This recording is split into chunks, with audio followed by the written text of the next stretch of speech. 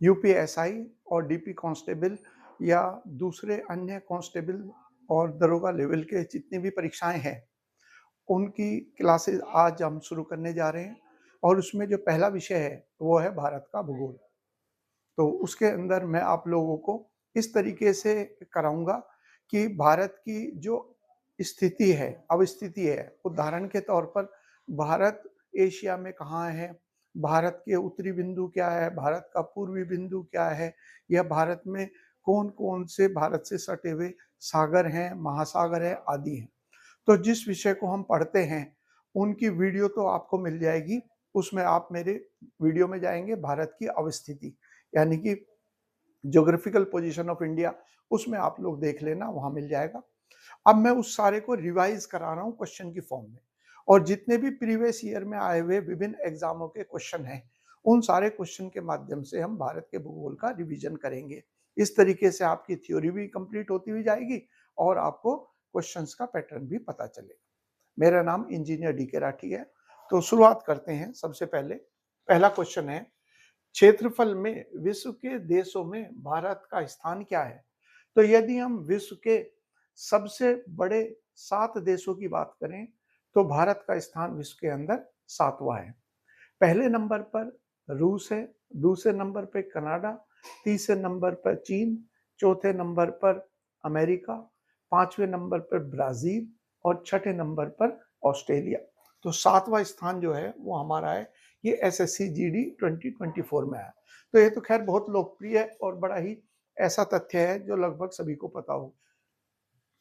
अगला क्वेश्चन देखते हैं, भारत का कुल क्षेत्रफल विश्व के कुल भौगोलिक क्षेत्रफल का लगभग कितने प्रतिशत है?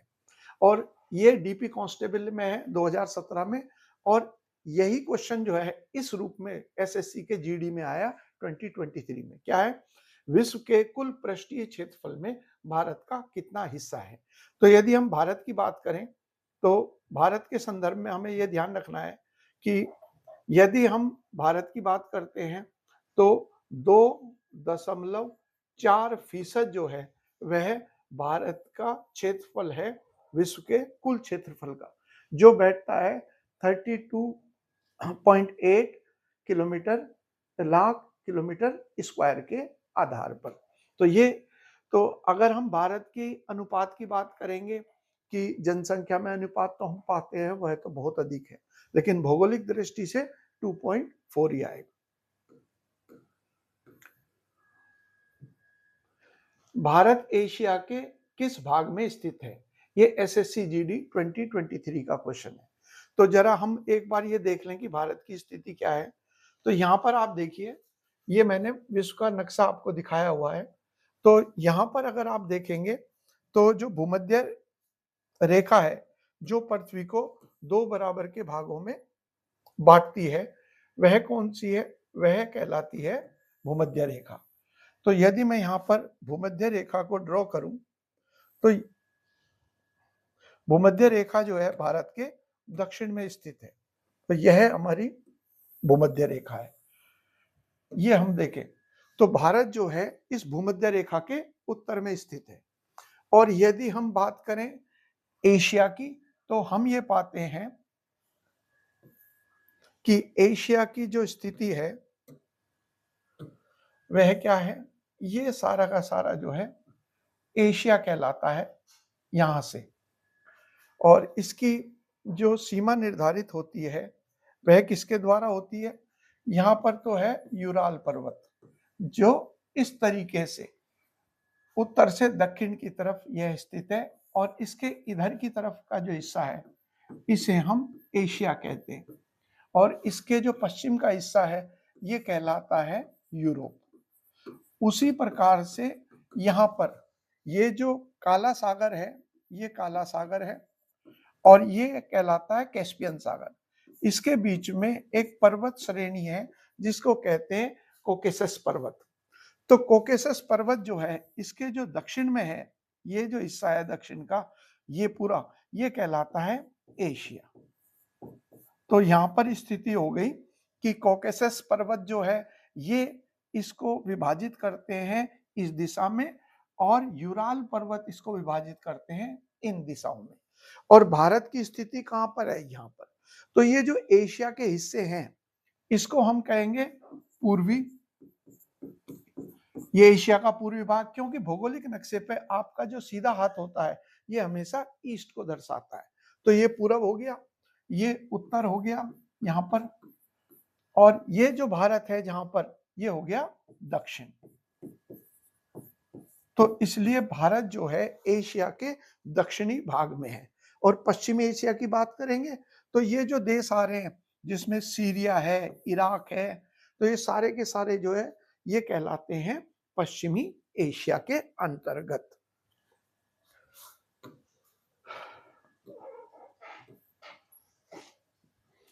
तो इसमें विकल्प देख लेते हैं। तो भारत एशिया के किस भाग में है? उत्तरी एशिया, हमने देखा उत्तरी एशिया में नहीं है। दक्षिण एशिया, ये हमारा करेक्ट आंसर होगा। चौथा जो क्वेश्चन है उसमें क्या है? भारत की मानक मध्याह्न रेखा कौन सी है? अब ये देखिए कितने एग्जामों में आया, एसएससी सीएचएसएल के एग्जाम में, DP constable 2021, UP triple SC का जो पेट का एग्जाम है 2022 में, उसमें भी यही क्वेश्चन आया। तो जो भारतीय मानक समय है वह मानक समय हम कहां पर निर्धारित करते हैं? तो भारत का जो मानक समय है वह किस आधार पर निर्धारित हुआ है?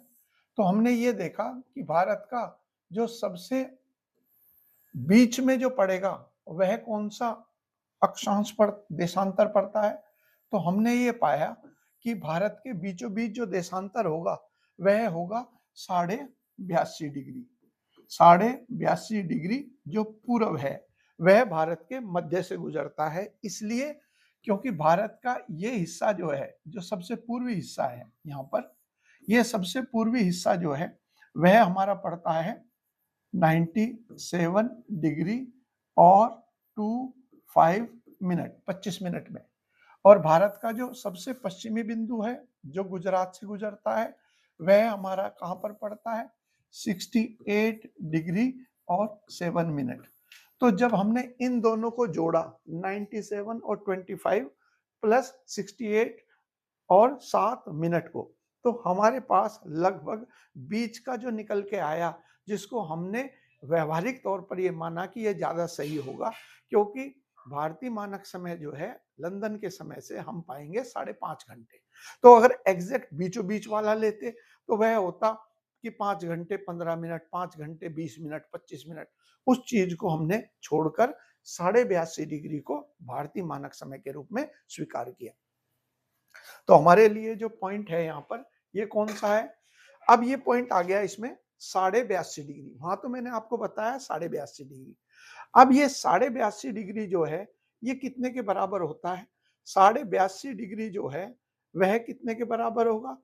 ये 82.5 डिग्री और 30 मिनट के बराबर होगा। और ये हमने कैसे लिया इसको भी समझ लीजिए कि देखिए, जब हम अपनी पृथ्वी को लेते हैं एक गोले के रूप में, ये थोड़ा सा समझने का विषय है। ये मैं यहां पर एक ये बना देता हूं आपको समझाने के लिए कि यदि हम पृथ्वी को, चलो अगले पे चलते हैं, यहां पर ले लेते हैं। एक बात मैं समझाना चाह रहा हूं आपको, जब हम पृथ्वी को एक गोले के तौर पर लेते हैं, ये मान लीजिए ये गोला हो गया, तो जब हम गोले के तौर पर पृथ्वी को लेते हैं और उसकी समय निर्धारित करते हैं इस तरीके से, यानी कि ये 24 घंटे में पूरा का पूरा जो है वह 360 डिग्री घूमेगा। तो ऐसी स्थिति के अंदर जो 1 डिग्री है वह 60 मिनट के बराबर होती है। इस चीज को मैं क्लियर कर रहा हूं कि क्यों 82.5 डिग्री जो है वह 82 और 30 मिनट के बराबर होगा। अगर हम देशांतर के रूप में रेखाओं को लेते हैं और समय निर्धारित करते हैं तो यहाँ पर 1 डिग्री जो है वो 4 मिनट के बराबर होता है। इस चीज को आप लोगों को अवश्य ध्यान रखना है कि क्यों ये वर्गीकरण है। इसीलिए जब हम गोले के रूप में देखते हैं कि भारत की अवस्थिति क्या है देशांतर की, तब हम कहते हैं जी ये 1 डिग्री 60 मिनट के बराबर है, तो 82.5 जो है वह बराबर होगा 82.30 के।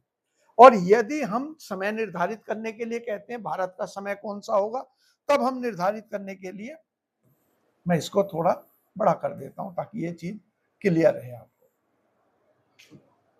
यह मैंने बताया।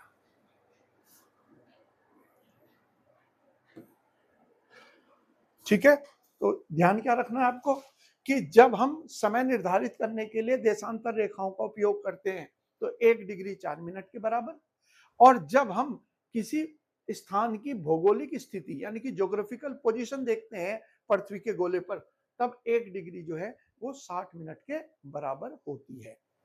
इसलिए ये 82.5 के बराबर बैठेगा।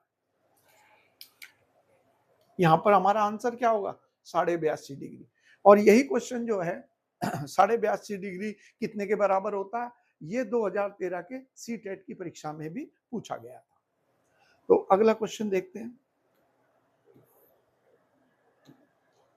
भारत का अक्षांशीय और देशांतरीय विस्तार जो है वह कितना है और कहां पर है? तो जरा देखें भारत का अक्षांशीय विस्तार क्या है। अभी मैंने आपको यहां पर बताया है और उसको हम किस तरीके से याद रख सकते हैं। देखो, यह क्वेश्चन जो है एसएससी के एग्जाम में भी है और सेम यही क्वेश्चन वर्तमान में हम लोग कर रहे हैं। तो इसको मैं और बेहतर रूप से बना देता हूं और याद कैसे रखते हैं वह भी सूत्र मैं आपको बता देता हूं। तो यहां पर पहले तो हम करते हैं कि भारत की ये 2 प्रकार की रेखाएं होंगी भारत पर जो खींची जाएंगी। एक तो कहलाती हैं, ये कहलाती हैं हमारी अक्षांश रेखाएं, ये वाली जो लेटी हुई रेखाएं हैं। तो हमने एक यहां पर खींच दिया और एक हमारी यहां पर भी आएगी जो बिल्कुल जहां आप देख रहे हो ये श्रीलंका है, तो श्रीलंका के पास ही स्थित होगी। वह जो है वह हमारी स्थित होगी कहां पर? लक्ष्य जो हमारे अंडमान निकोबार है, तो उसको हम इस तरीके से बना देंगे। तो यहां पर हमारा अंडमान निकोबार का एक द्वीप पड़ेगा, ग्रेट निकोबार। तो कैसे याद रखना है? देश स्वतंत्र हुआ था 1947 में। तो ऊपर की तरफ आप क्या लिखेंगे? ऊपर की तरफ आप कर दीजिए 37, यानी कि उससे 10 साल पहले। तो 37 हो गया और 37 के बाद 7 जो है, और यहां पर क्या होगा? पर डे में जो भारी चीज है वो नीचे रहेगी, तो हम यहां पर लिख देंगे 8 डिग्री। कहां से? जो कन्याकुमारी पड़ेगा। अभी फिलहाल में मिनट नहीं लिख रहा, केवल इतना बता रहा हूं ताकि मेमोराइजेशन आसान हो जाए। तो ये जो हिस्सा है ये है हमारा कन्याकुमारी, जिसको केप कैमेरोन के नाम से भी जाना जाता है। यहां पर हो गया, इसको हमने ऐसे कर लिया। अब देखिए, इसको अभी छोड़ देते हैं। यहां पर है हमारा राज्य गुजरात, और गुजरात को हम इस तरीके से लिख सकते हैं अंग्रेजी में। तो ये बन गया 6। तो इसलिए हमें क्या करना है, इसको मैं इरेज कर देता हूं क्योंकि जो मुझे समझाना है उसको हम ऐसे ही सूत्र की तरह समझेंगे। यदि तो हम पहले क्या लिखेंगे? 6, क्योंकि गुजरात में 6 आ रहा है, ये जी से 6 बन रहा है। 6 के बाद हम लिखेंगे 7, इसके बाद फिर आइए फिर हम लिखेंगे 8, तो ये 68 डिग्री, और 8 के बाद क्या आएगा? 97। तो हमारे पश्चिमी देशांतर या भारत का सबसे पश्चिमी छोर जो है वो पड़ेगा 68 डिग्री पर, और भारत का जो सबसे पूर्वी छोर है वो पड़ेगा 97 डिग्री पर, और ये है 37 डिग्री। अब इसके बाद क्या है? इसके बाद ये 7 से पहले क्या आएगा? 6, तो हम लिख लेंगे 6 मिनट। इधर 68 आ गया, 8 के बाद क्या आएगा? 7 मिनट, तो हम लिख देंगे 7 मिनट। तो यहाँ 7 मिनट। यहां पर 97 डिग्री है, इसे याद रखना होगा कि 97 के बाद जो है वो आएगा हमारा 25। तो ये इस तरीके से आपको करना होगा। अभी मैं इसको इरेज करके दोबारा से लिख देता हूं। तो यहां आएगा 97 डिग्री और 25 मिनट। यहां पर क्या आएगा? 8 डिग्री, 8 का आधा कितना हो गया? 4। और अब ये जो हिस्सा है जिसको हमने छोड़ दिया था, असल में भारत का सबसे दक्षिणी बिंदु तो पड़ेगा हमारे ग्रेट निकोबार द्वीप पर।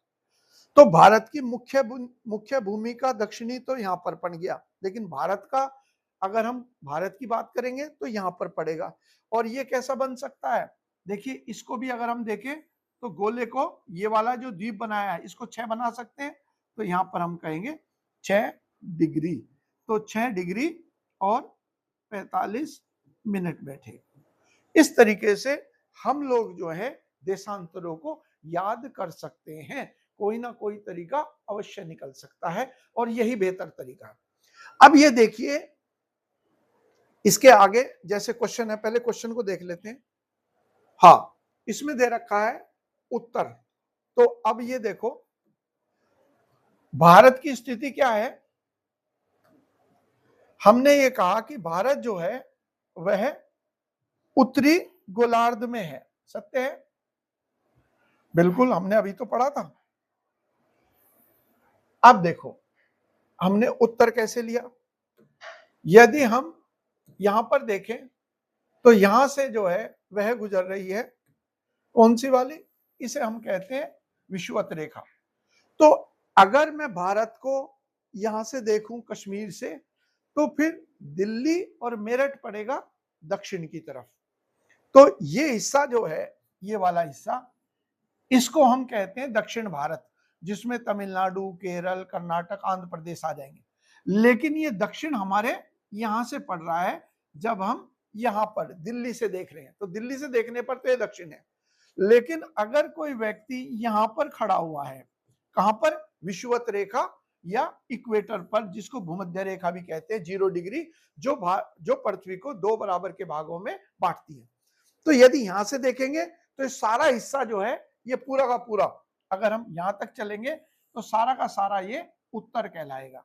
तो इसलिए चाहे भारत के कन्याकुमारी का अक्षांश हो, चाहे भारत के ग्रेट निकोबार का हो, उनके ऊपर उत्तर ही लिखा जाएगा, नॉर्थ एन बनेगा। और ये कश्मीर का जो है ये तो है ही नॉर्थ, हमारे हिसाब से भी नॉर्थ है, दिल्ली से भी। तो इसलिए दोनों के साथ में हम जोड़ेंगे उत्तर या एन। फिर आता है पॉइंट कि भाई हम पूरब भी जोड़ रहे हैं, क्योंकि अभी आप देखोगे कि ये पूरब भी लिखा हुआ मिलेगा।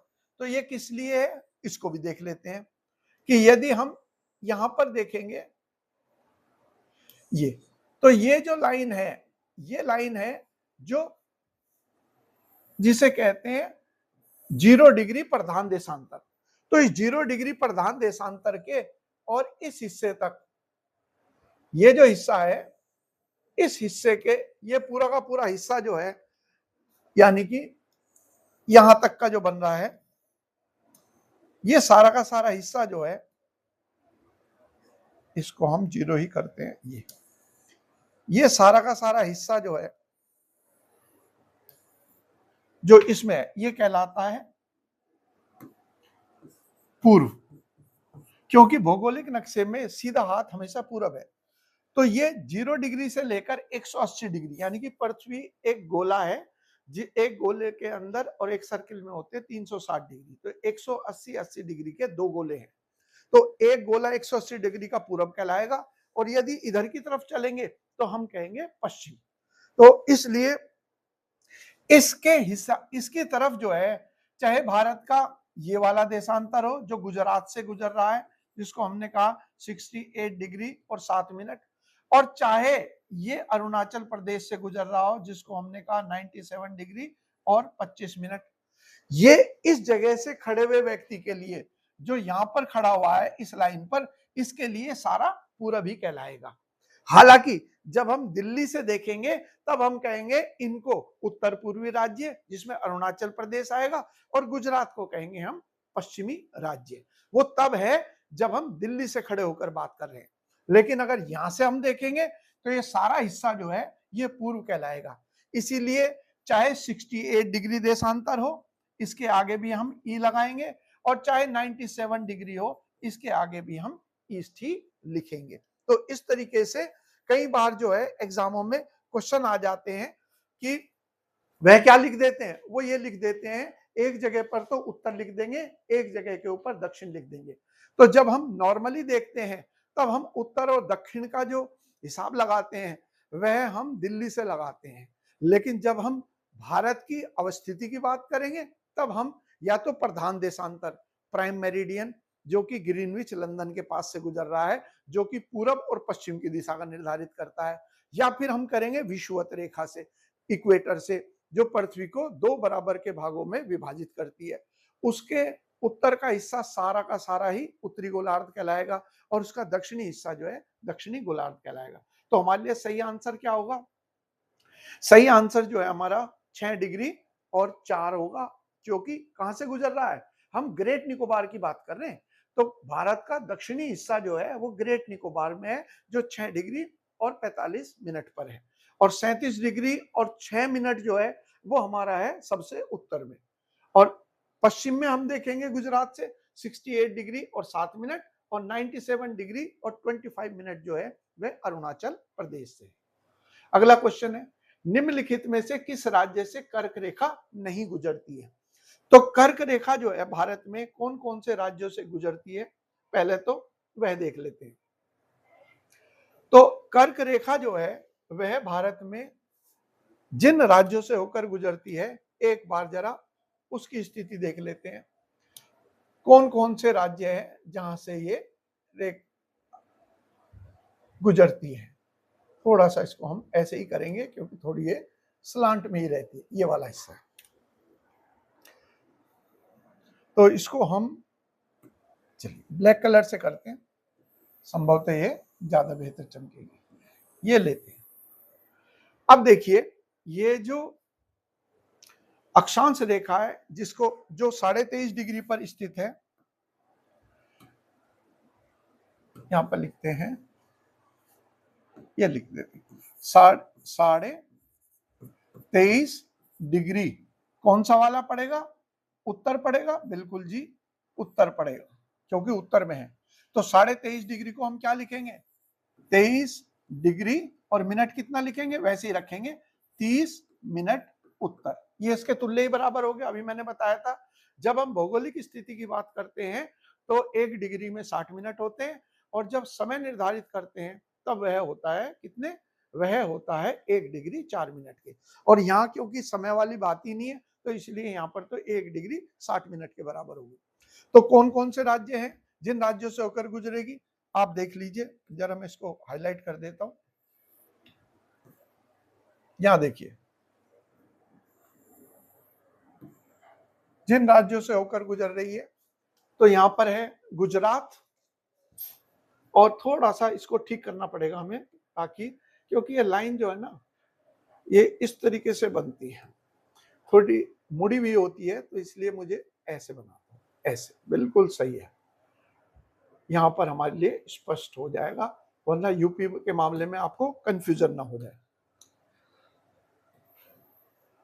तो यहां पर अगर हम देखें, यहां पर देखते हुए चलिए, तो सबसे पश्चिम में क्या है? गुजरात। गुजरात के बाद ये हिस्सा जो है राजस्थान का आ गया, इसके बाद मध्य प्रदेश, छत्तीसगढ़, फिर झारखंड।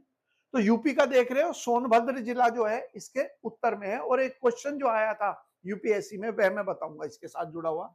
इधर की तरफ जो है ये आ गया झारखंड, इधर की तरफ है पश्चिम बंगाल, और 2 पूर्वोत्तर राज्य, यानी कि 8 राज्य हैं। गुजरात, राजस्थान, मध्य प्रदेश, छत्तीसगढ़, झारखंड, पश्चिम बंगाल, त्रिपुरा और मिजोरम। उत्तर प्रदेश जो है इसके उत्तर में स्थित है, यानी कि यहां से नहीं है। लेकिन सवाल क्या था? देखो, सवाल ये था कि यदि इस 23.5 डिग्री को हम उठाकर ये कर दें 24 डिग्री पर, ये क्वेश्चन था कि यदि हमने इसको 24 डिग्री पर कर दिया तो बताइए सबसे ज्यादा इसी डिग्री के ऊपर चूंकि भारत के 10 राज्य स्थित हो जाएंगे, तो यह क्वेश्चन था कि सबसे ज्यादा कौन सी अक्षांश रेखा है जो भारत के राज्यों से गुजरेगी। तो सबसे ज्यादा 10 राज्यों के साथ में गुजरेगी 24 डिग्री अक्षांश रेखा। इसमें जैसे ही हम इसको 24 डिग्री करेंगे तो इसके अंदर 2 राज्य और शामिल हो जाएंगे। वह कहलाता है, एक तो उत्तर प्रदेश और एक आ जाएगा मणिपुर।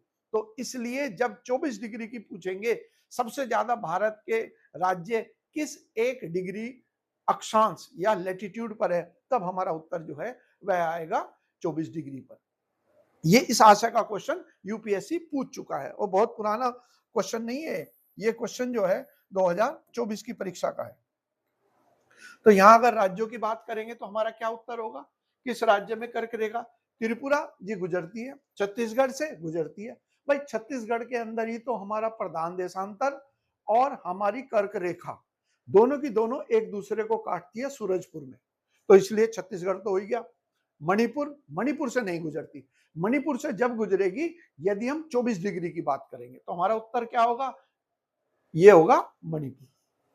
7वां क्वेश्चन है, कौन सी अक्षांश रेखा भारत के मध्य से होकर गुजरती है जो देश की जलवायु को प्रभावित करती है? देखो, जलवायु से जुड़ा हुआ जो पॉइंट है उसको भी जरा एक बार समझ लेते हैं। इसका क्या तात्पर्य है? इसका तात्पर्य यह है कि यदि हम जलवायु की बात करेंगे तो हम ये पाएंगे कि ये जो रेखा है, कर्क रेखा, इसका जो दक्षिणी भाग है, यानी कि ये हिस्सा जो है 0 डिग्री से लेकर और 23.5 डिग्री तक का जो क्षेत्र होता है उसे कहते हैं किस प्रकार की? उष्ण कटिबंधीय। ये कहलाता है उष्ण कटिबंधीय। ये ध्यान रखना है, ये विश्व भूगोल का ही प्रश्न है। इसको कहते हैं उष्ण कटिबंधीय या ट्रॉपिकल। और अगर हम इसके ऊपर चलेंगे और ऊपर चलेंगे 35 डिग्री तक, और 35 डिग्री हमारे 37 डिग्री तो हमारे जम्मू कश्मीर और लद्दाख से गुजरता है, तो यानी कि ये क्षेत्र क्या कहलाएगा? इसे कहते हैं उपोष्ण कटिबंधीय। उपोष्ण कटिबंधीय। ये विश्व भूगोल के अंदर जब हम पढ़ते हैं तो ये शब्द आते हैं जिसको इंग्लिश में कहते हैं सब ट्रॉपिकल, किसको? उपोष्ण को, और उष्ण कटिबंधीय को कहते हैं ट्रॉपिकल। तो इस प्रकार से यह कर्क रेखा जो है जलवायु के आधार पर भारत को 2 बराबर के भागों में बांटती है। और इसकी अक्षांश क्या होती है स्थिति? नॉर्मली जब हम पढ़ते हैं विश्व भूगोल में तो इसकी स्थिति होती है लगभग 15 डिग्री उत्तर से लेकर और 25 डिग्री उत्तर तक। इसी को हम वर्गीकृत करके कहते हैं, मैं थोड़ा इधर कर देता हूं, संभवतः आपको देखने में दिक्कत ना हो।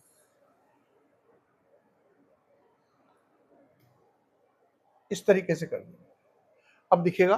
थोड़ा उधर कम साफ दिखाई दे रहा था, 1 मिनट।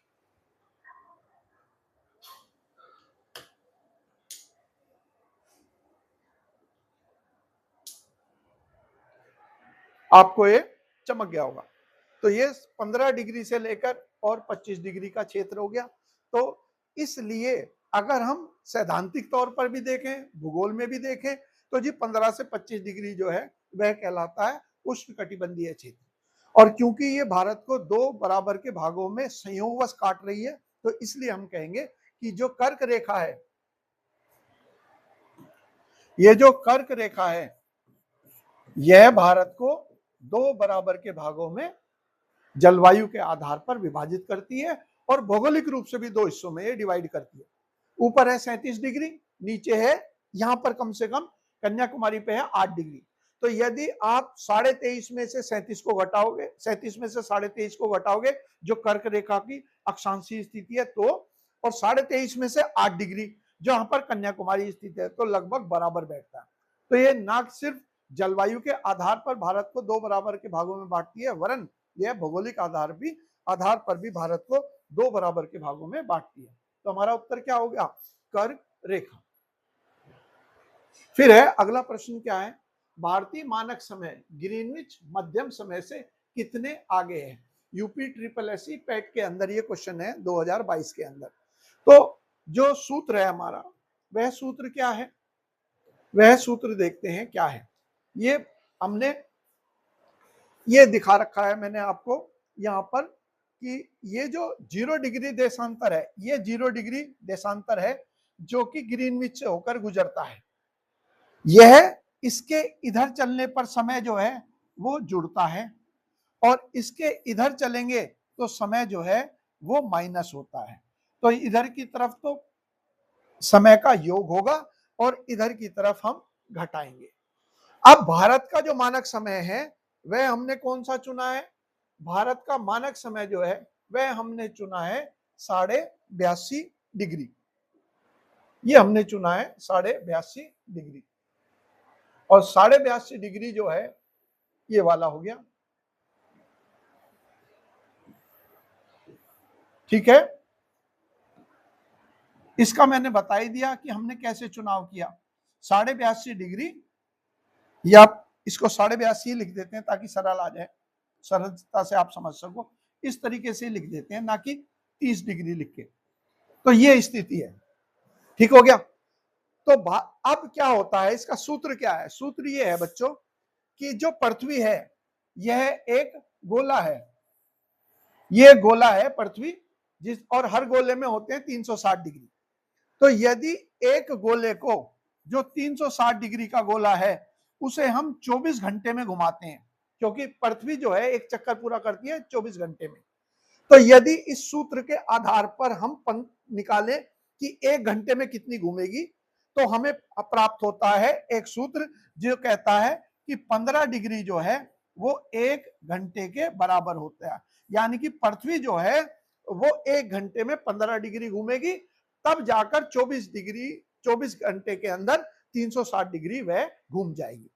और यदि 1 डिग्री की बात करें तो इसी सूत्र से जब हम घंटे को मिनट में डिवाइड कर देंगे तो हम क्या कहते हैं कि जी 60 मिनट के अंदर तो 15 डिग्री घूमती है, तो 1 मिनट में कितने डिग्री घूमेंगी? तब हम कहेंगे जी 1 डिग्री जो है वो 4 मिनट के बराबर है। ठीक है, तो यदि 15 डिग्री 60 मिनट में घूमती है तो 1 डिग्री 60/15 होगा, और 60/15 कितने के बराबर होगा? 4 मिनट के। तो इसलिए 1 डिग्री 4 मिनट के बराबर और 15 डिग्री 1 घंटे के बराबर। अब भारत का मानक समय कौन सा है? भारत के मानक समय को पहले इन दोनों हिस्सों में डिवाइड कर दो। एक तो हो गया 82 डिग्री, एक हो गया आधा डिग्री। बगैर कोई कैलकुलेटर के हम इस्तेमाल करते हैं। 15 पंजे 75, तो 15 5 जा 75, तो 75 डिग्री, क्योंकि 82 डिग्री है, इसको हम आसान बनाते हैं।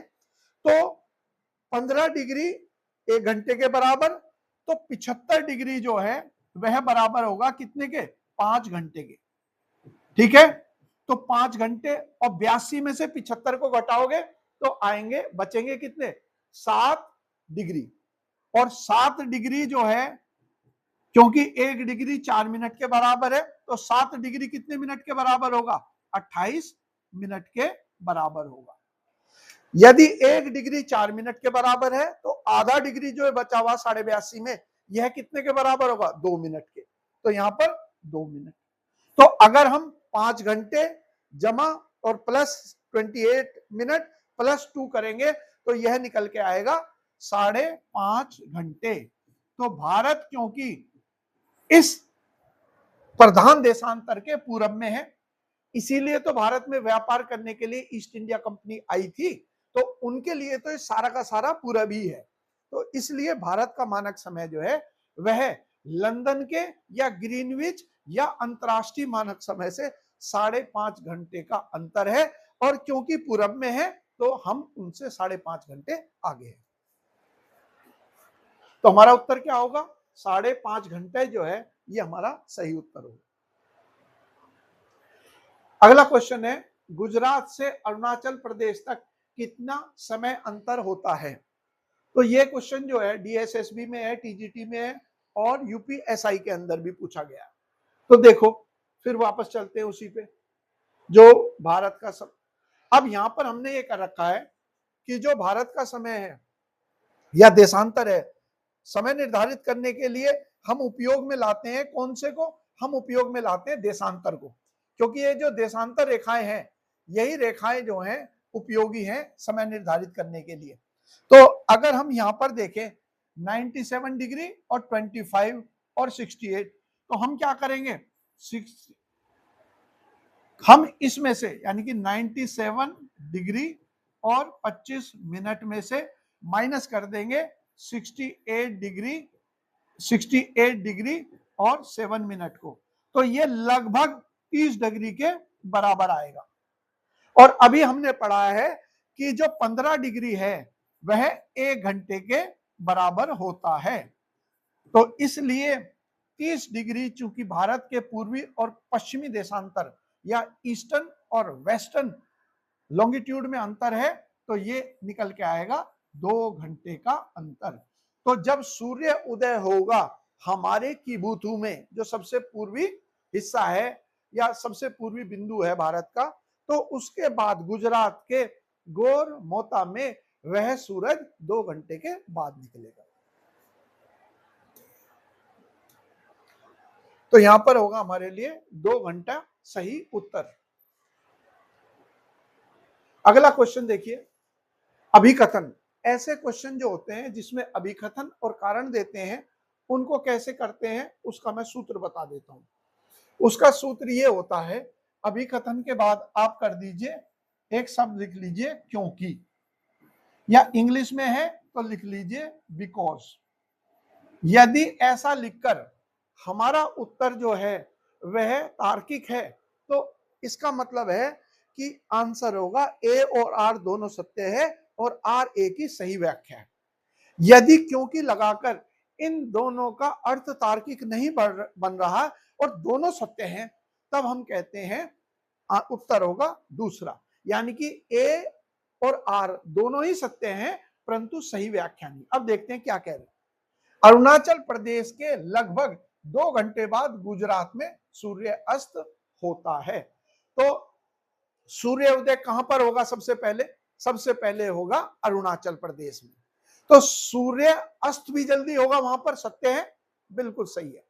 तो यानी कि ये कथन सत्य हो गया कि यदि अरुणाचल प्रदेश में सूर्य उदय जल्दी है और गुजरात में सूर्य उदय बाद में है, तो हम इसकी अर्थ निकालेंगे कि अरुणाचल प्रदेश में सूर्यास्त पहले होगा और गुजरात में सूर्यास्त बाद में होगा। क्योंकि अब देखें, इसे पढ़े, क्योंकि अरुणाचल प्रदेश गुजरात की तुलना में अधिक अक्षांश पर है। तो यह भी कथन सत्य है, क्योंकि अरुणाचल प्रदेश का हमने अक्षांश क्या देखा था? अरुणाचल प्रदेश का जो अक्षांश है वह कितना है? वह है 97.25। फिर उसी पॉइंट पे आते हैं और इसको थोड़ा हाईलाइट करते हैं। देखो यहां पर कितना है? अरुणाचल प्रदेश ये है, तो अरुणाचल प्रदेश में कौन सा है? 97.25 और गुजरात में कितना है? 68 डिग्री और 7 मिनट। तो इसलिए क्योंकि ये पूरब के पर स्थित है, तो यहां ये पूरब में स्थित है, इसलिए यहां पर जो है वो जल्दी सूर्य उदय होगा और जल्दी ही सूर्य अस्त भी होगा। तो उत्तर लिखना समझ में आया किस तरीके से हम यहां पर उत्तर लिखते हैं। 11वां प्रश्न है, निम्नलिखित में से कौन भारतीय मानक समय को सही ढंग से दर्शाता है? तो आपने अभी देखा था कि जो भारतीय समय है वह लंदन के समय से कितने आगे है? 5.5 घंटे आगे है। और ये जो अंतरराष्ट्रीय मानक समय है, जब हम कह रहे हैं प्लस आगे है, तो किससे आगे है? यदि हम पृथ्वी को एक गोला मान ले और इस गोले में हमने 0 डिग्री को एक आदर्श मान लिया कि 0 डिग्री जो है, इसी के आधार पर हम समय निर्धारित करेंगे, तब क्या होगा? तब ये होगा कि इसके इधर पूरब में चलने पर तो समय जुड़ेगा।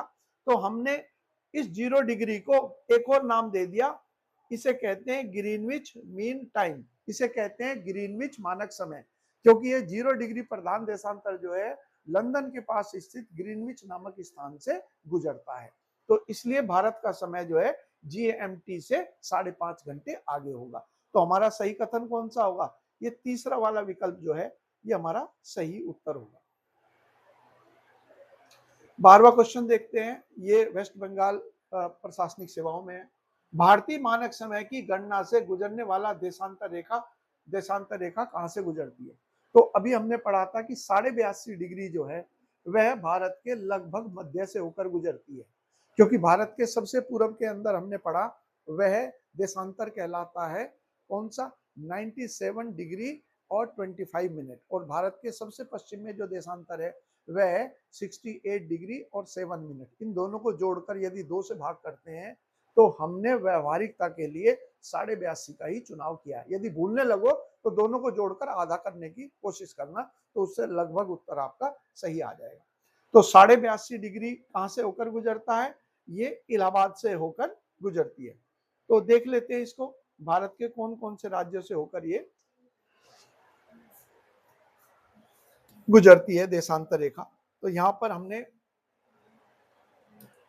फिर मैं इसी को बना देता हूं, थोड़ा बड़ा कर देते हैं इस तरीके से, और फिर यहां पर एक देशांतर रेखा खींच देते हैं। तो ये भारत के 5 राज्यों से होकर गुजरती है। ये इस तरीके से हमारे गुजरती है।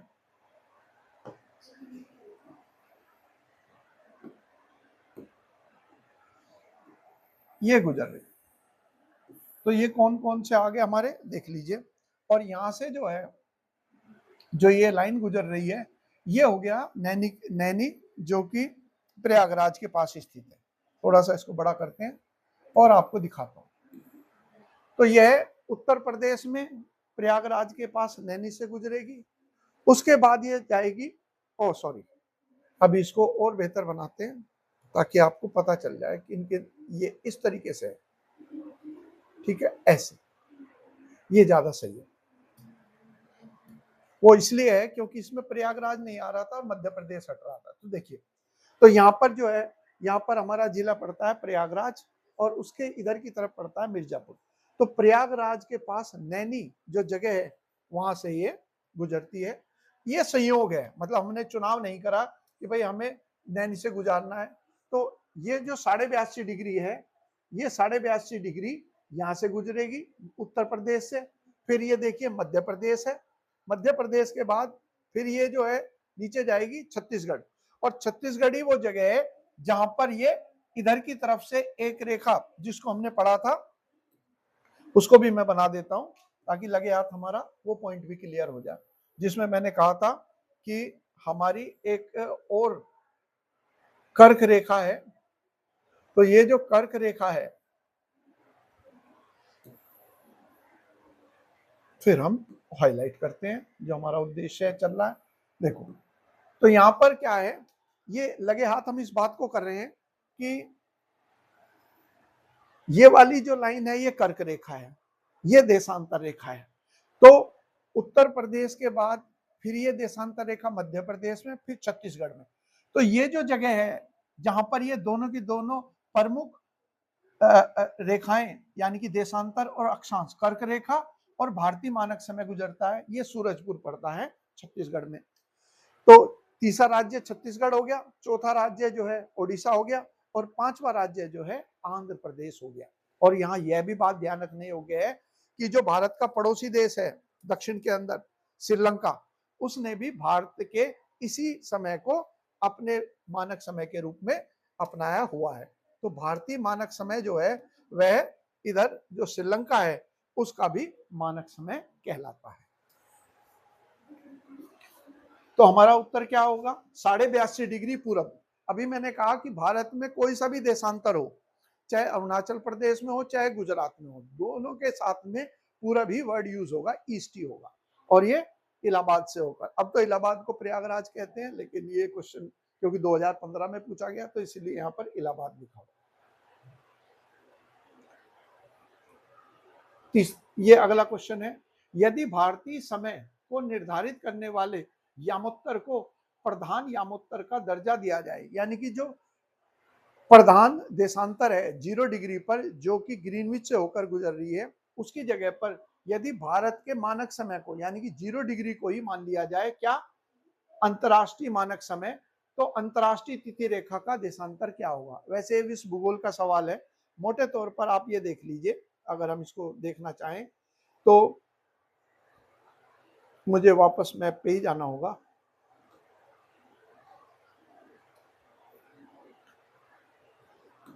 तो यहां पर देखिए, ये जो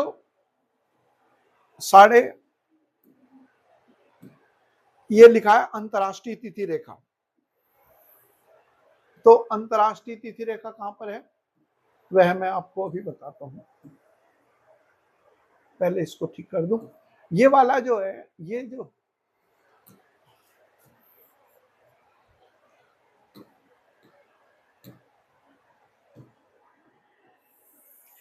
ये तो होगी प्रधान देशांतर, ठीक है। और भारत का मानक समय जो है वो हमने अभी पढ़ा, वह है 82.5 डिग्री पर। तो अभी तो वर्तमान में ये जो 0 डिग्री है, इसी को हमने पूरी दुनिया के समय निर्धारित करने के लिए आधार माना हुआ है। अब वो कह रहा है कि यदि हमने 82.5 डिग्री को मान लिया, 82.5 डिग्री, इसी को हमने मान लिया कि अब से ये प्रधान देशांतर होगा, और जो ये हिस्सा है जिसको 180 डिग्री कहते हैं, वो लगभग यहां से गुजर रहा है, ये गुजर रहा है, ये है 180, ये हो गया 180 डिग्री, ये 180 डिग्री। तो ये कह रहा है कि यदि हम इसी को 0 मान ले, 0 डिग्री, तो ये बताओ यह कितने पर स्थित होगा, यानी कि तिथि रेखा 180 डिग्री कितने पर होगी।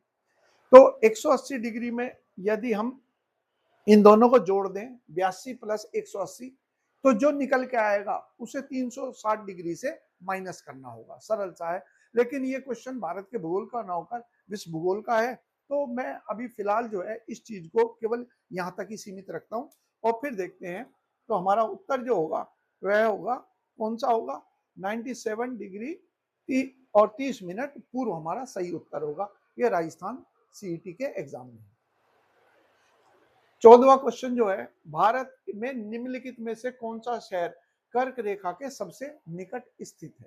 तो यदि हम भारत के प्रमुख शहरों की बात करेंगे, तो जो प्रमुख शहर है इसके निकट स्थित है, जरा मैं उनके बारे में आपको थोड़ा सा बता देता हूँ।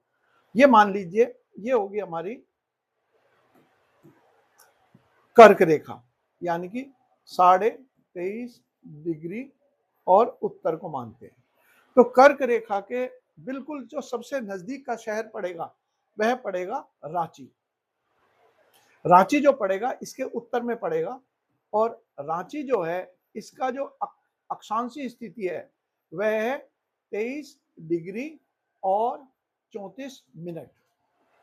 और इसको यदि हम मिनट में तब्दील करें तो कितना आएगा, इसको हम करेंगे तो ये आएगा 23 डिग्री और 30 मिनट उत्तर, क्योंकि आधा डिग्री जो है यहाँ पर भौगोलिक रूप से 60 डिग्री का आधा होगा 30, तो इसलिए 30 के पास में कौन सा बैठेगा, 34।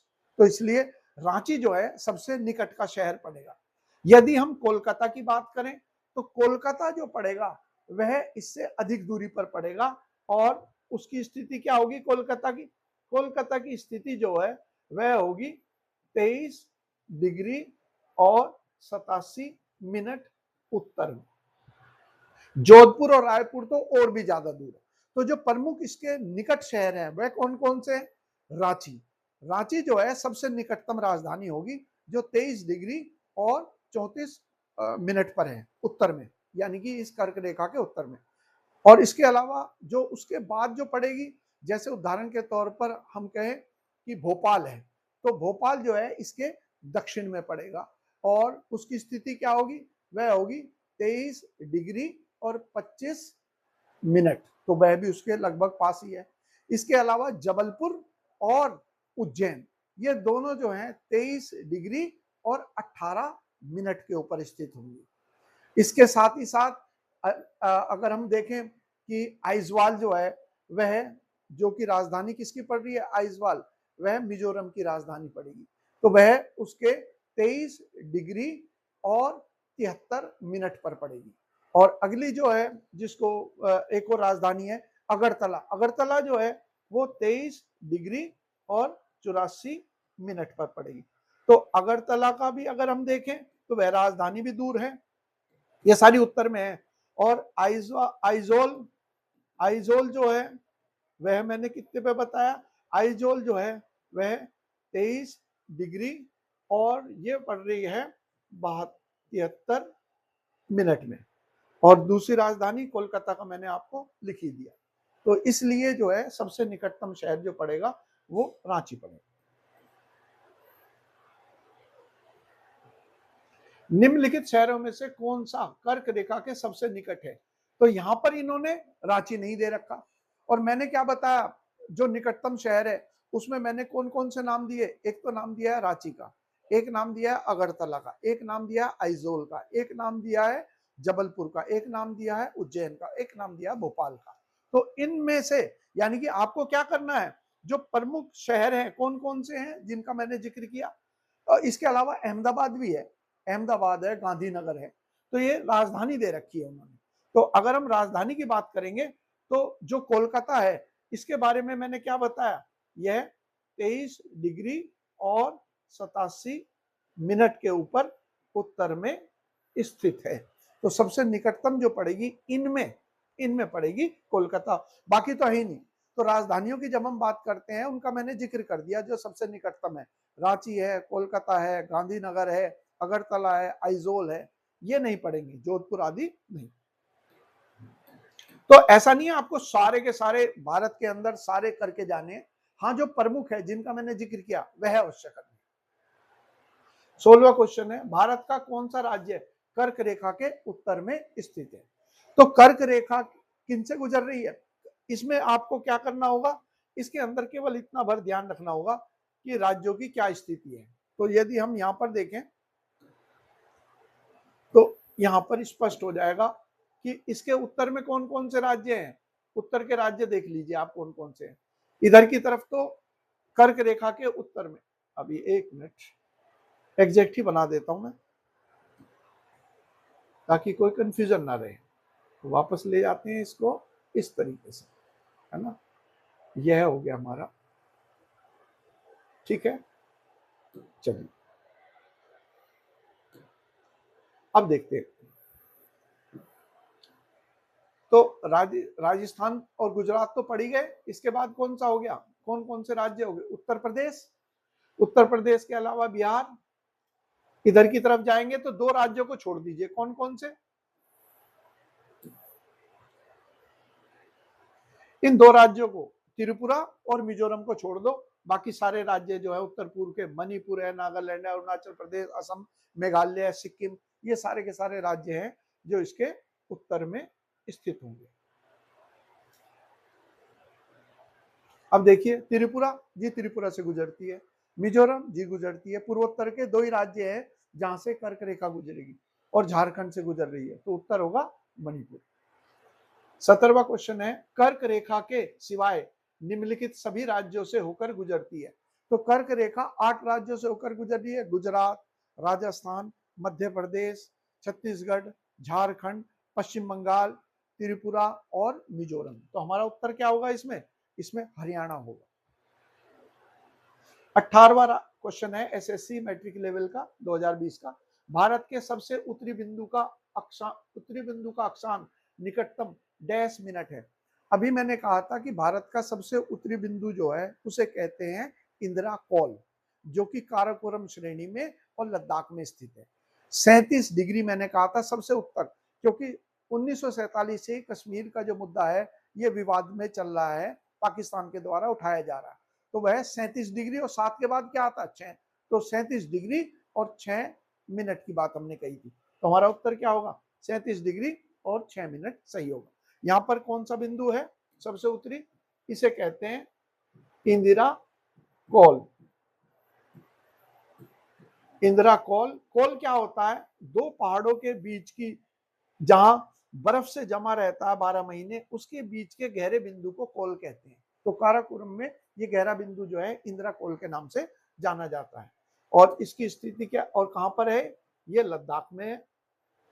और यह श्रेणी कौन सी है, इसे कहते हैं काराकोरम श्रेणी। और अक्षांश हमने अभी जिक्र कर लिया कौन सा है। इसके आगे अगर हम उत्तर लिखेंगे तो बिल्कुल ही सही आंसर आ जाएगा।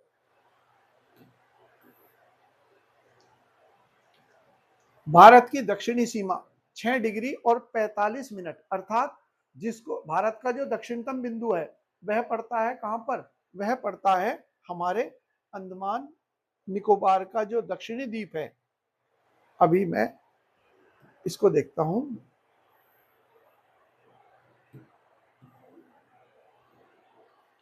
यहां पर हमारा, मैं लिख देता हूं, यहां पर है इंदिरा पॉइंट। इंदिरा पॉइंट कहते हैं इसको, पिग्मिलोन पॉइंट भी कहते हैं, और इसे पार्सन बिंदु भी कहते हैं स्थान में। तो तीन नाम है, पिग्मिलोन पॉइंट, पिग्मिलोन बिंदु, इंदिरा पॉइंट या इंदिरा बिंदु, और पार्सन बिंदु। यह कहां पर पड़ेगा देख लीजिए। तो भारत का जो दक्षिणतम बिंदु है वह कौन सा है? वह है हमारा इंदिरा पॉइंट। कहां पर पड़ता है? ये ग्रेट निकोबार जो है सबसे दक्षिणतम द्वीप पड़ेगा हमारा इस हिस्से में। यहाँ पर ऊपर तो पोर्ट ब्लेयर होगी, अंडमान निकोबार की राजधानी, और उसका जो दक्षिणतम हिस्सा होगा वह हिस्सा जो है ये वाला, इसी को कहते हैं इंदिरा पॉइंट, पिग्मिलोन पॉइंट या पार्सन पॉइंट, जो कि 6 डिग्री और 6 डिग्री और 45 मिनट पर है, जिसका हमने जिक्र भी किया था। 6 डिग्री और 45 मिनट उत्तर में है। यदि भारत के मुख्य भूमि के दक्षिणी बिंदु की बात करेंगे तो ये 8 डिग्री और 4 मिनट उत्तर में है। इसी को हम कहते हैं कन्याकुमारी या केप केमोरिन के नाम से जाना जाता है।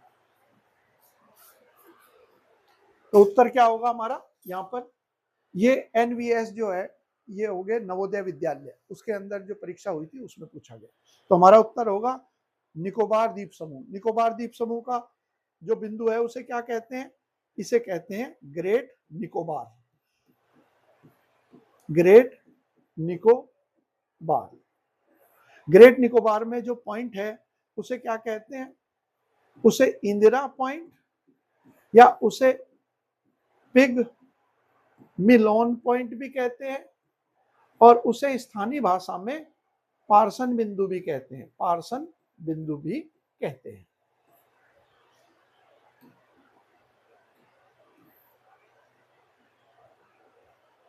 अगला क्वेश्चन देखते हैं, मन्नार की खाड़ी कहां स्थित है? देखो भारत के अंदर जो है ये जो हिस्सा है भारत में,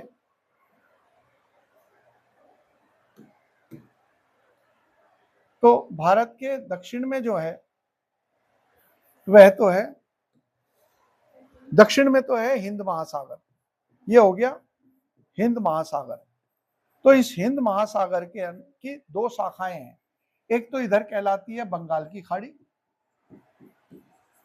और इधर की तरफ कहलाता है अरब सागर। ये अरब सागर। और यहाँ पर एक खाड़ी है जो कि श्रीलंका और भारत के तमिलनाडु के बीच में है, इसे कहते हैं मन्नार की खाड़ी। जो एम बना रखा है ये वाला हिस्सा है।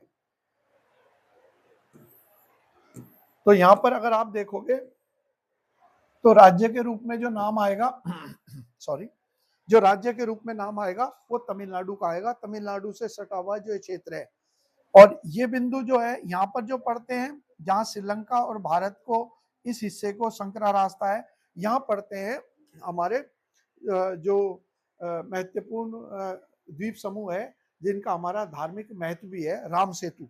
तो उन्हें एडम्स ब्रिज यहाँ पर है। तो पाक जल संधि जो है जो श्रीलंका और भारत के बीच में है वो यहाँ पर है, या पाक खाड़ी कह दें। तो पाक खाड़ी तो यहाँ पर है और मन्नार की खाड़ी उसके दक्षिण में। तो उत्तर क्या होगा?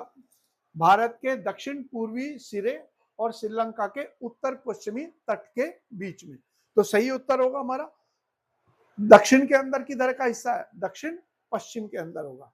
तो ये देख लेते हैं, भारत के दक्षिण पूर्वी सिरे और श्रीलंका के पश्चिमी तट के बीच, भारत के दक्षिण पूर्वी सिरे और श्रीलंका के दक्षिणी तट के बीच, भारत के दक्षिण पूर्व सिरे और श्रीलंका के पूर्वी तट के बीच में। अब देख लो जरा इसकी पोजीशन।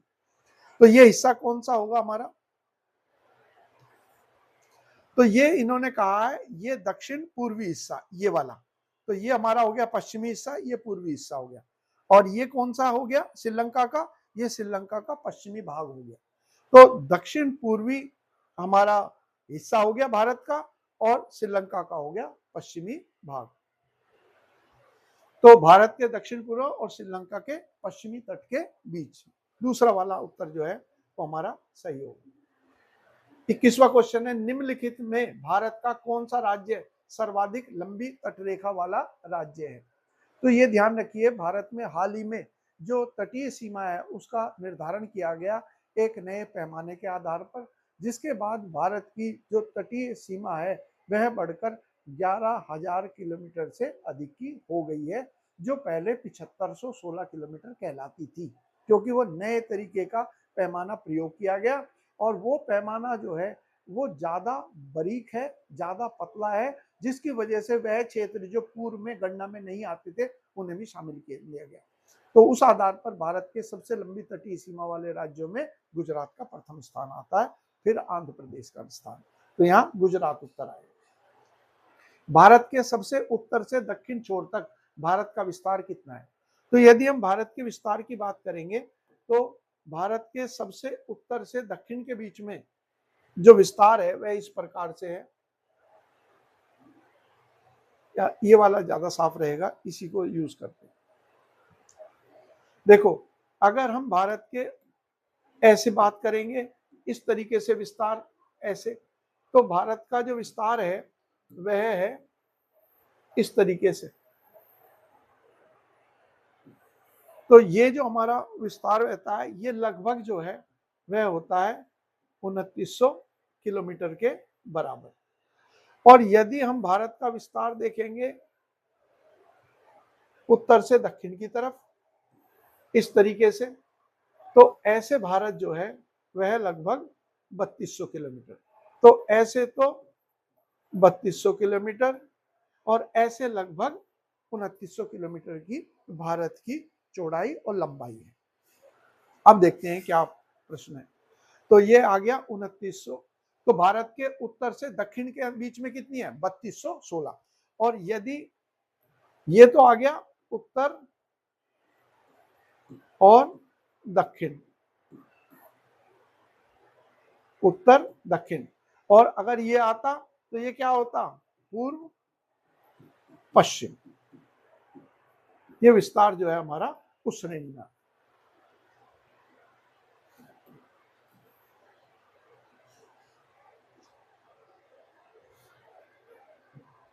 23वां क्वेश्चन है, भारत, इसको हटा देते हैं, भारतीय समुद्री तटरेखा की कुल लंबाई कितनी है? तो अब ये कथन जो है अब ये नहीं आएगा।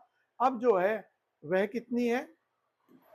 अब जो है हमारी जो तटीय रेखा है वह 11,000 किलोमीटर से अधिक की बैठ रही है।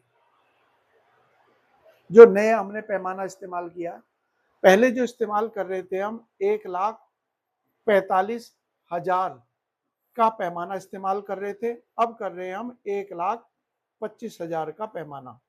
जिसका मतलब ये हो गया कि इसमें जो खास बात है दोनों में क्या फर्क पड़ गया कि अब जब हमने एक नया पैमाना इस्तेमाल किया जिसका स्केल 1 से और 25,000 है, पहले 1 से और 45,000 था। उसका तात्पर्य यह है, देखो, जब हम पूर्व के अंदर प्रयोग में ला रहे थे तो वो जो पैमाना था हमारा वह इस प्रकार का था, यानी कि अगर हमें यहाँ पर लेना है तो वो मोटा बहुत था, तो जो मोटा है वो ज्यादा गहनता से अंदर नहीं जा पाता था।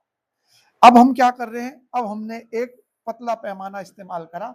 अब ये पतला पैमाना क्या करेगा, ये हर उस चीज की तरफ भी अंदर मुड़कर चला जाएगा जो पहले इस मोटे पैमाने के अंदर उसके कारण शामिल नहीं की जाती थी। इसलिए भारत की जो तटीय लंबाई है वो बगैर किसी क्षेत्र को जीते हुए ही काफी बढ़ गई है।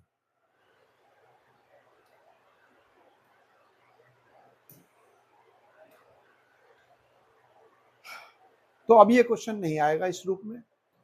अब क्वेश्चन जो है नए रूप में ही आएगा कि कौन सा पैमाना इस्तेमाल हुआ है, किस लिए लंबाई बढ़ी है। अप्रैल 2023 में भारत सरकार ने किबुथु गांव, किबुथु जो है भारत का सबसे पूर्वी बिंदु है जो कि अरुणाचल प्रदेश के अंदर स्थित है, जहां से एक प्रमुख नदी है जिसको कहते हैं लोहित नदी, जो भारत में प्रवेश करती है तिब्बत से। विलेज प्रोग्राम लॉन्च किया गया, वो कहां पर स्थित है? तो यदि हमें ये पता हो कि भारत के सबसे उत्तरी बिंदु जो है ये तो है इंदिरा कौल, ये इंदिरा कौल है। सबसे पूर्वी बिंदु जो अरुणाचल प्रदेश में है, क्योंकि भारत में सबसे पूर्वी राज्य या उगते हुए सूर्य का राज्य है कौन सा, अरुणाचल प्रदेश, तो वहीं पर ही है। और पश्चिम जो है वो कौन सा है, वो गोहर मोता के नाम से जाना जाता है, गोर मोता लिख देते हैं कुछ जगह पे। और भारत का दक्षिणी बिंदु जो मुख्य भूमि पर है वह है कन्याकुमारी। वैसे भारत का दक्षिणी बिंदु पड़ेगा ग्रेट निकोबार द्वीप पर, निकोबार पर, जिसको हमने कहा था इंदिरा पॉइंट के नाम से। इंदिरा पॉइंट भी कहते हैं, पिगमिलोन पॉइंट भी कहते हैं, और उसे पार्सन बिंदु भी कहते हैं। तो इसलिए उत्तर जो है, और क्योंकि किबुतु कहाँ पड़ेगा, अरुणाचल प्रदेश के अंदर, तो इसलिए आंसर हमारा अरुणाचल प्रदेश ही होगा।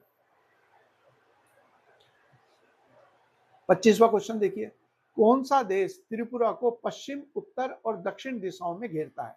ये एसएससी जीडी में है, ये उत्तराखंड के टेट में है, और मैंने नहीं लिख रखा लेकिन डीपी कांस्टेबल में भी आ चुका है, और यूपीएससी के सीडीएस में भी ये क्वेश्चन आ चुका है। तो भारत में कौन सा राज्य है, तो आप देखोगे एक ही राज्य है भारत का। यहां पर देखिए ये है त्रिपुरा, ये देखिए त्रिपुरा, यहां पर मैं लिख देता हूं क्योंकि यहां पर आपको ये जो हिस्सा है ये वाला, ये राज्य है हमारा, ये है त्रिपुरा। और त्रिपुरा के इधर भी बांग्लादेश है, यहां पर भी बांग्लादेश है, और यदि ये हिस्सा देखो तो ये भी बांग्लादेश है। यहां देखो, तो यहां पर अगर आप देखोगे तो त्रिपुरा राज्य के इधर की तरफ बांग्लादेश, उसके दक्षिण में बांग्लादेश, और ये हिस्सा जो है मिजोरम और त्रिपुरा के बीच में, ये भी बांग्लादेश है।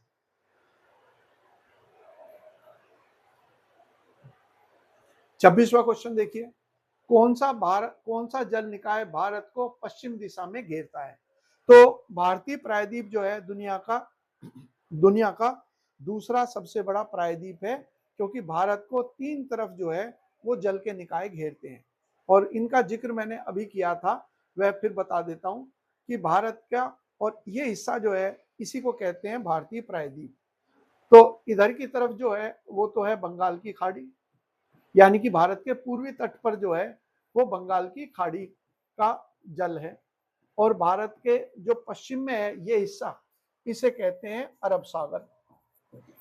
और ये दोनों के दोनों जो सागर है, ये दोनों हिंद महासागर के हिस्से हैं। तो दक्षिण में है हिंद महासागर, तो इस दृष्टि से पश्चिमी तट जो है भारत का, उस पे है अरब सागर, और पूर्वी तट पर बंगाल की खाड़ी, और जो दक्षिणी तट है उसके ऊपर है हिंद महासागर। तो कौन सा जल निकाय का नाम आएगा, पश्चिमी दिशा में घेरता है, तो हमारा उत्तर आएगा अरब सागर। अगला क्वेश्चन देखते हैं, 27वां, निम्नलिखित में से कौन सा हिंद महासागर का विस्तार है। हिंद महासागर का विस्तार ऐसे है, जैसे मैं ऐसे हाथ ऊपर खड़ा करके खड़ा हो जाऊं, तो जो मेरा ये हिस्सा है इसे तो मानिए हिंद महासागर, और इधर दो हिस्से जो हैं जो भारत के पश्चिमी तट को छुएंगे वह तो कहलाएगा अरब सागर, और जो भारत के पूर्वी तट ईस्टर्न कोस्ट को छुएंगे वह कहलाते हैं बंगाल की खाड़ी। तो हमारा उत्तर क्या होगा, कौन सा हिंद महासागर का विस्तार है, कैरेबियन सागर भी नहीं, ये तो अमेरिका में पड़ गया, पीला सागर ये चीन के तट पर पड़ गया, और अराल सागर जो है यह पड़ गया सेंट्रल एशिया में, जो मध्य एशिया का हिस्सा है, जिसमें कजाकिस्तान और उज्बेकिस्तान है, उसके बीच में स्थित है। तो हमारा उत्तर होगा अरब सागर। 28वां क्वेश्चन है, भारत के सबसे दक्षिणी सिरे का नाम क्या है, काराकोरम, इंदिरा पॉइंट, कैलीमोर पॉइंट, या फिर इंदिरा कोल। अभी मैंने कहा था आपको जो भारत का सबसे दक्षिणी हिस्सा है उसी को इंदिरा पॉइंट हमने कहा, उसी को पिगमिलोन पॉइंट के नाम से जाना जाता है, उसी को ये पिगमिलोन पॉइंट के नाम से, और उसी को पार्सन बिंदु भी कहते हैं, ये पार्सन बिंदु के नाम से भी जाना जाता है। तो सही उत्तर होगा भारत का दक्षिणी बिंदु। अगला क्वेश्चन देखते हैं, भारत के कितने राज्यों की सीमा सिक्किम से जुड़ी हुई है। देखिए जरूर करना है आप लोगों को, यदि हम और इससे पूर्व यूपी कांस्टेबल में क्वेश्चन आया था सिक्किम का विकल्प देकर कि कौन कौन सा राज्य भारत का ऐसा है जिसकी सीमाएं 3 देशों को छूती हैं।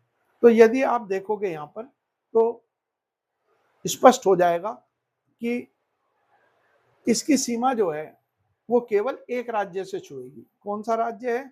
वह राज्य जो है वह है पश्चिम बंगाल।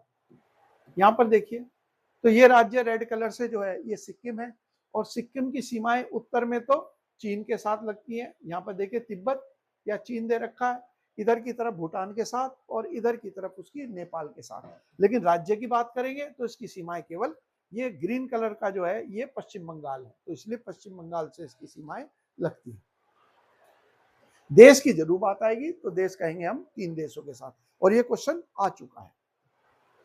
30वां क्वेश्चन है, ये लास्ट क्वेश्चन है आज के टॉपिक का। प्रायद्वीप भारत, प्रायद्वीप का मतलब है जो 3 तरफ पानी से घिरा हो। जैसे हमने कहा भारत के पूर्वी तट पर तो बंगाल की खाड़ी, भारत के पश्चिमी तट पर अरब सागर, भारत के दक्षिणी तट पर हिंद महासागर। तो अरब प्रायद्वीप के बाद भारतीय प्रायद्वीप विश्व का संसार का दूसरा सबसे बड़ा प्रायद्वीप है। दक्षिणी बिंदु कन्याकुमारी स्थित है। कर्क रेखा के उत्तर में नहीं, कर्क रेखा तो गुजरात से होकर गुजर रही है, तो गुजरात, मध्य प्रदेश, छत्तीसगढ़, झारखंड, पश्चिम बंगाल, त्रिपुरा और मिजोरम, तो तमिलनाडु नहीं आता। और ये कहां पर स्थित है? सबसे दक्षिणी बिंदु कन्याकुमारी। मुख्य भूमिका भारत का नहीं, भारत का दक्षिणी बिंदु तो आप इंदिरा पॉइंट ही कहोगे जो ग्रेट निकोबार पे। तो कर्क रेखा के उत्तर में बिल्कुल भी नहीं है। मकर रेखा के दक्षिण में, मकर रेखा पड़ेगी दक्षिण की तरफ, यानी कि ऑस्ट्रेलिया में। अभी मैं दिखा दूंगा। भूमध्य रेखा के उत्तर में, बिल्कुल सही, क्योंकि हम कन्याकुमारी को किस बिंदु पर लिखते हैं? कन्याकुमारी को हम लिखते हैं 8 डिग्री और 4 मिनट उत्तर। अब उत्तर का मतलब है यहां पर कहीं भूमध्य रेखा होगी जो 0 डिग्री पर स्थित है, तो 0 डिग्री के उत्तर में है, तो भूमध्य रेखा के उत्तर में है। और कर्क रेखा कहां गुजरेगी? कर्क रेखा इसके उत्तर में है, जिसको हम कहते हैं 23.5 डिग्री उत्तर। और मकर रेखा जो है वो दक्षिण में है, जो 23.5 डिग्री दक्षिण कहलाती है, साउथ कहलाती है। तो अगर हम कन्याकुमारी की बात करते हैं जो कि 8 डिग्री पर है और उत्तर में है, तो वो भूमध्य रेखा के उत्तर में है, कर्क रेखा के दक्षिण में है। या फिर हम कह दें ये जो अगर मकर रेखा कहते हैं तो मकर रेखा के भी उत्तर में है। अगर ये भी विकल्प देते तो फिर हम मकर रेखा के उत्तर वाली बात को भी कह सकते थे। तो आज मैंने सारे जितने भी क्वेश्चंस थे इंपॉर्टेंट, उन सारे क्वेश्चंस को मैंने आप लोगों को कराया। उम्मीद है आपको बहुत अच्छी तरीके से रिवीजन हुआ होगा, और इसके अंदर जितने भी विषय हैं हमारे सामान्य अध्ययन के, उन सबको मैं इसी तरीके से आप लोगों को क्वेश्चन की फॉर्म में भी कराऊंगा। और जिसको डिटेल में पढ़ना है वह मेरे वीडियो देखते रहेंगे, उसमें मैं डिटेल से एक एक पॉइंट को अलग अलग आधार पर कराता हुआ चलता हूँ। यानी कि कर्क रेखा से कौन कौन से राज्य गुजरते हैं, या कर्क रेखा का तात्पर्य क्या है, वहां पर मैं वो सब चीज एक्सप्लेन करता हुआ चलूंगा। ऐसे भी क्वेश्चन आ चुके हैं, जैसे क्वेश्चन आया कि कर्क रेखा आपने पढ़ा 8 राज्यों से होकर गुजरती है, इन 8 में से 2 राज्य ऐसे हैं, पश्चिम बंगाल और गुजरात, जिनकी समुद्री सीमा है। तो हम कह सकते हैं कि कर्क रेखा के अंतर्गत 2 राज्य जो हैं वह तटीय हैं, और जो 6 राज्य हैं उसके वह स्थलबद्ध है। इस तरीके की चीजें जो हैं आपको उन वीडियो में मिलेंगी। आप लोगों ने समय निकालकर वीडियो देखा और लेक्चर सुना, इसके लिए धन्यवाद। और ये भी रिक्वेस्ट रहेगी कि आप लोग मेरे चैनल को सब्सक्राइब भी करें और इसको आप लोग लाइक भी करें, यदि आपको ये वीडियो पसंद आए। धन्यवाद।